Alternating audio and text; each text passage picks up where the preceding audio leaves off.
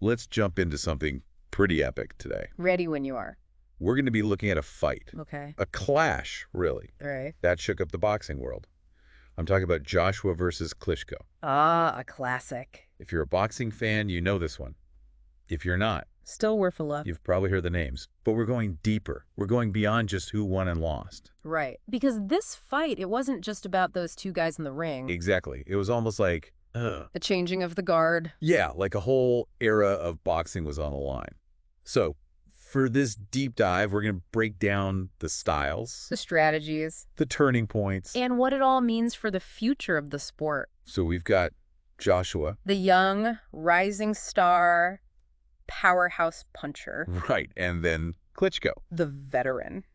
A legend, really. who, by the way, was 41 at the time of this fight. Which, in boxing, Yeah, that's practically ancient. and yet he was in incredible shape. I mean, just looking at him. You wouldn't believe his age. Testament to the way these athletes train these days. Absolutely. Advanced techniques, dedication. It's a whole different game now. So early rounds, what are we seeing? Well, you could see Joshua's approach was calculated, very strategic. Yeah, I remember those jabs. Using his reach, controlling the distance, like a boxer puncher. Yeah, his footwork was impressive. He wasn't just standing there trading blows. Right, it was almost like a chess match, feeling each other out. And then, bam, fifth round happened. Everything changes. Joshua goes down. Hard. And you could feel the entire mood of the fight shift. Oh, yeah. Suddenly, it's like, Can he recover? and what does Klitschko do with that opening? Well, he doesn't lose his head, that's for sure. He stayed composed. Using his experience. Exactly. He'd been in these situations before. He knew how to capitalize, targeted his attacks, showed why he'd been champ for so long. Which makes you wonder, did that knockdown mess with Joshua's head? Maybe a little, sure. Like, did he start to doubt himself?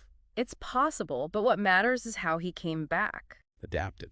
Found his rhythm again. Started landing those combinations. Those rapid-fire punches he's known for. Yeah, those. And you could see the determination. He wasn't letting that knockdown define him. But Klitschko wasn't giving up either. Oh, no. He rallied, showed his own toughness and tactical awareness. This wasn't the one-sided fight some people were expecting. Nope.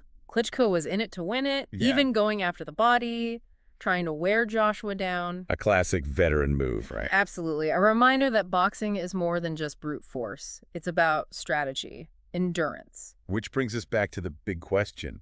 Why did Joshua ultimately win?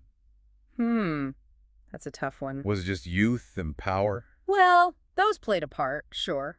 But Klitschko pushed him to the absolute limit. Yeah, you could see it.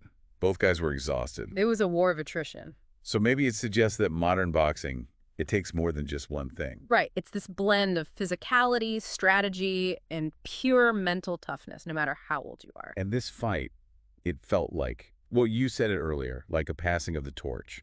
Definitely a symbolic moment. What do you think it tells us about where boxing is headed? Well, for one, I think we're going to see experience and strategy become even more important. Like Klitschko, he was considered past his prime. And he still gave Joshua everything he could handle. So that means the next generation of boxers. They can't just rely on power. They've got to be adaptable, smart, incredibly resilient. So almost like boxing is becoming more, A cerebral. yeah, like a thinking man's game. Yeah. Is the era of just brawling it out? Over. That's a good question.